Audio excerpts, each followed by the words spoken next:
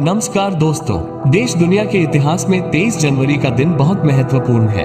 आज ही के दिन ब्रिटिश शासन के खिलाफ क्रांति का बिगुल फूंकने वाले नेताजी सुभाष चंद्र बोस का जन्म हुआ था। बोस का नाम देश के स्वतंत्रता आंदोलन के इतिहास में सुनहरे अक्षरों में दर्ज है। चलिए बिना देरी के इस वीडियो को शुरू करते हैं। इससे पहले चैनल को सब्सक्राइब करना ना भूलें। इस वीडियो को पूरा देखने के लिए बने रहे रियल फैक्ट के साथ।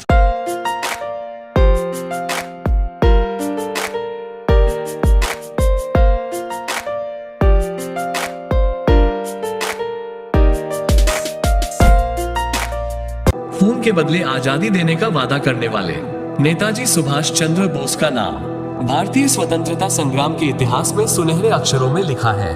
23 जनवरी 1897 को उड़ीसा के कटक में एक संपन्न बांग्ला परिवार में जन्मे बोस अपने देश के लिए हर हाल में आजादी चाहते थे।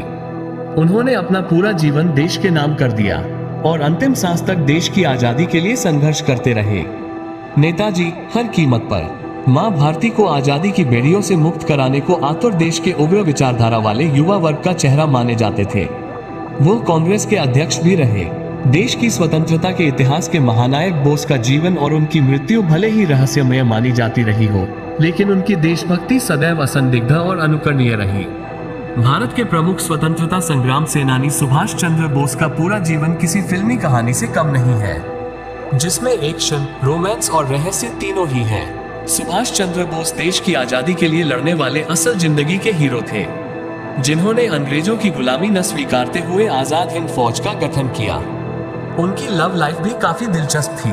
सुभाष चंद्र बोस ने अपनी सेक्रेटरी एमिली से प्रेम विवाह किया था, जो कि ऑस्ट्रिया की रहने वाली थी।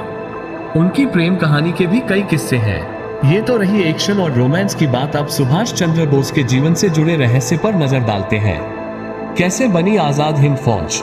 दूसरे विश्व युद्ध की शुरुआत में सुभाष चंद्र बोस ने सोवियत संघ, नाजी जर्मनी और इंपीरियल जापान सहित कई देशों की यात्रा की थी।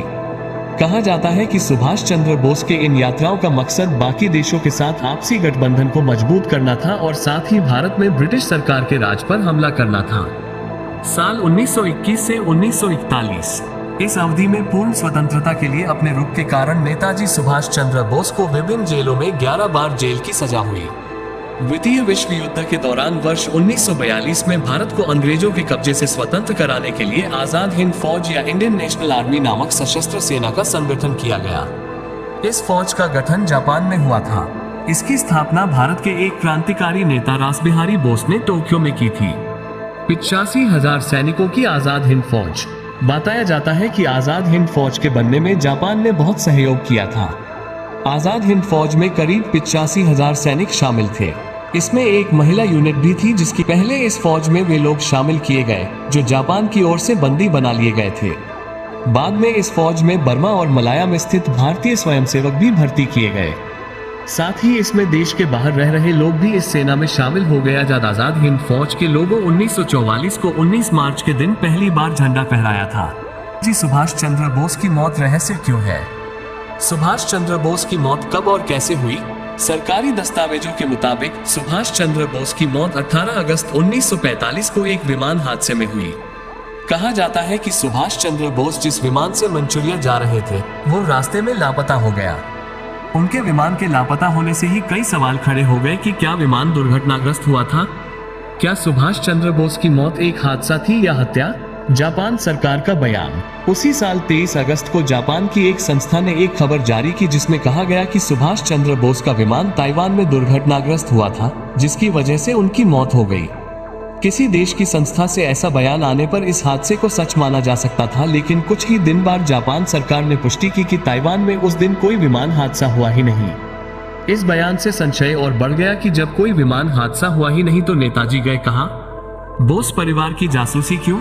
सुभाष चंद्र बोस की मौत इसलिए भी रहस्य बनी हुई है क्योंकि आरोप लगा कि उस समय जवाहरलाल नेहरू ने बोस के परिवार की जासूसी कराई। अप्रैल 2015 में इस मुद्दे पर आईबी की 2 फाइलें सार्वजनिक हुई, जिसके बाद विवाद खड़ा हो गया।